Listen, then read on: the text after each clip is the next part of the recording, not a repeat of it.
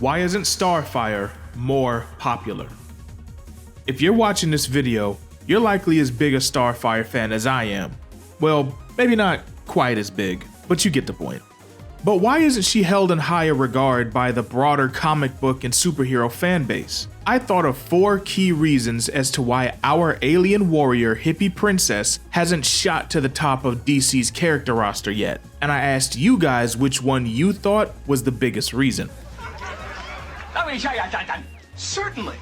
So definitely sound off in the comments below with what you think is holding Starfire back the most. But let's get started with reason A. Too much controversy, which only 7% of y'all thought was the main reason why she's not more popular. And for the most part, I agree. Over the past few years, most of the controversy surrounding her character comes down to her live action adaptation and a discourse around whether or not she's a black-coded character. And on occasion, you do have people popping up to say that she's overly sexualized or that her overall design is too sexual or plays into the male gaze too much. But other than that, she's not really had that many controversies surrounding her. Even the whole debacle over her New 52 redesign is pretty much in the past at this point. So much so that younger comic book readers may not even be familiar with that version of the character at all.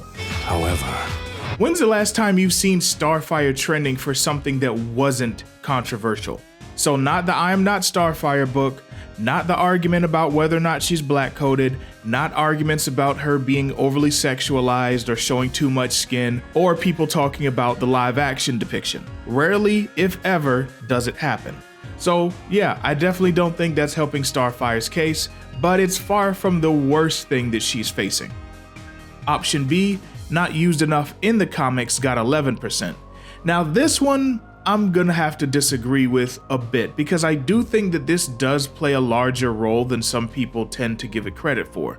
I think part of this does boil down to her being more of a team-based character, and so to some extent she's always gonna take a backseat to whatever's going on with the team as a whole. And since she was conceived to be on a team, I think that it would have to take more effort to really give her a solid standalone arc, something that was worth following for multiple issues or even multiple years. Usually that revolves around her sister Blackfire, or something to do with the destruction of Tamaran, her time as a slave, or even her relationship with Dick Grayson. But these are all story beats that go back to the 80s, and there's only so much you can do with it.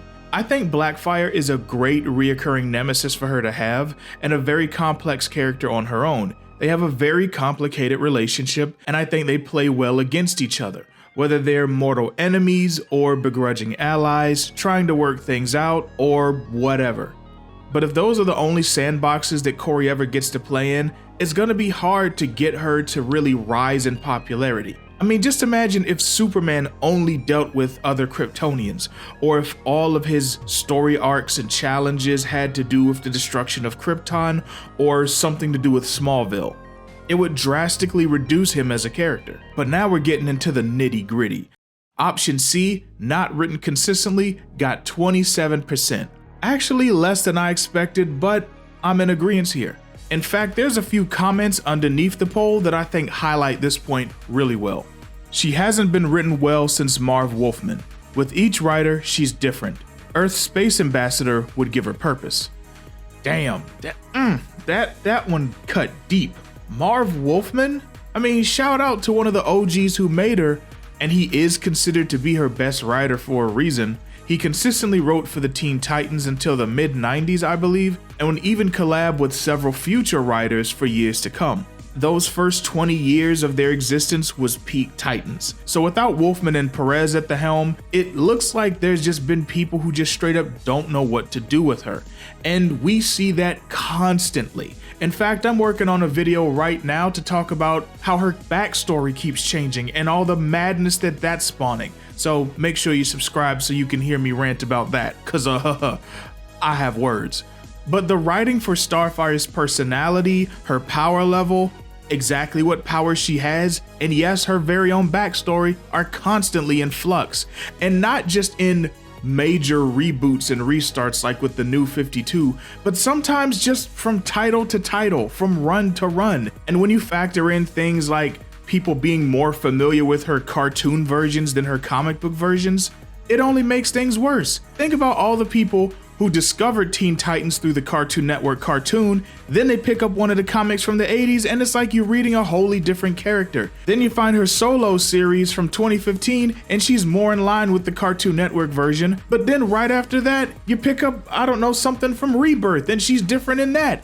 And then God help you if you try to go watch the live action show after that. And you just don't even know who she is. It's hard to get invested with a character when you can't even nail down core elements of who they are. And that's something that I feel like comic book characters in general suffer from. You're gonna run into an issue where multiple writers are gonna put different spins on different aspects of their character. And if you're not careful, you're gonna run into there being 5 different books out there and 5 different versions of that character. Also, to piggyback off a point I was making earlier, not only is she written inconsistently, but then they also don't expand her character. I feel like between the destruction of Tamaran and the reuniting of the Titans where the OGs were all adults and they were like teaching the newer versions, that was the absolute peak of character development for the Titans. She is legit known by a lot to be Nightwing's ex-girlfriend more than by her own identity. Even though that powerless bum could not even save her from Trigon-possessed Raven and was swatted away like a worm when they were about to marry. Pathetic. Ooh, bitch, we in for a good one. The main thing that she's known as, outside of the personality she had in the Cartoon Network cartoon, is being Nightwing's ex. That's even a step below just being known as someone else's spouse or significant other. You're their romantic past. Do they bother to give her another love interest? No. Do they actually have her and Nightwing reconcile and actually get and stay together? No. Do they have Kori go on an arc where she decides that maybe romance just isn't what she wants to put her time into right now in her life anyway? I feel like they did that at one point and then they undid it. That's something that I really wish they would go beyond. Like, being connected to Nightwing purely as an ex has done very big damage to her reputation, in my opinion. Even though I would love to see them make up, I hate the fact that that's what her character boils down to so often. Just, is she with Nightwing? Is she not with Nightwing? Let's move the fuck on. Matter of fact, speaking of moving on, let's go ahead and touch on the biggest reason why you guys think Starfire is not more popular than she already is.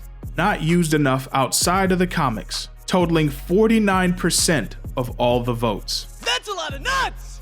Now for context, let's just lay out what Starfire has been in. As of this recording, Starfire has starred or had cameos in 5 different cartoon series, 1 live action show, 15 animated films, and 10 video games. In addition, she's also been featured in numerous ads and promotions, starting with the 1984 animated anti-drug PSA from Keebler. The commercial was considered lost media until just a few years ago when a 17-second clip without sound made its way to YouTube. Whether we'll ever get our hands on the full commercial has yet to be determined. But there you go, another solid point.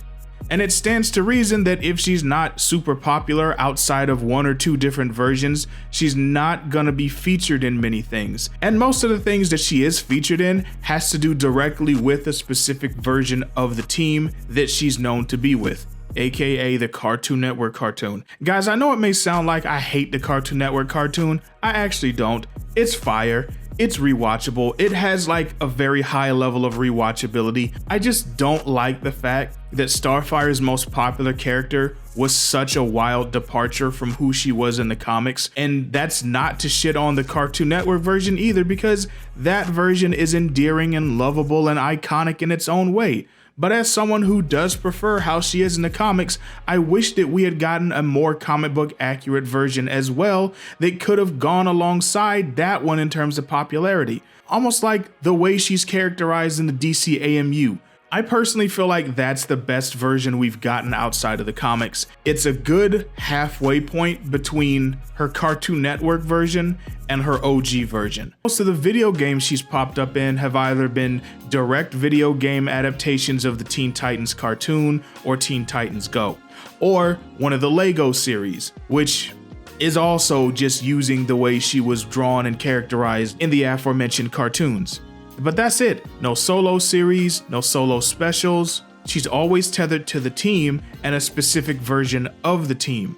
And everything else is either very controversial, like the live action show, or just not regarded much at all, which, considering the state of mainstream American comics, doesn't look like it's gonna change anytime soon. But regardless of whether or not she's given her flowers outside of the fandom, we as her fans will always be here to sing her praises, putting respect on her name left, right, up and down, from Earth all the way to Tamaran.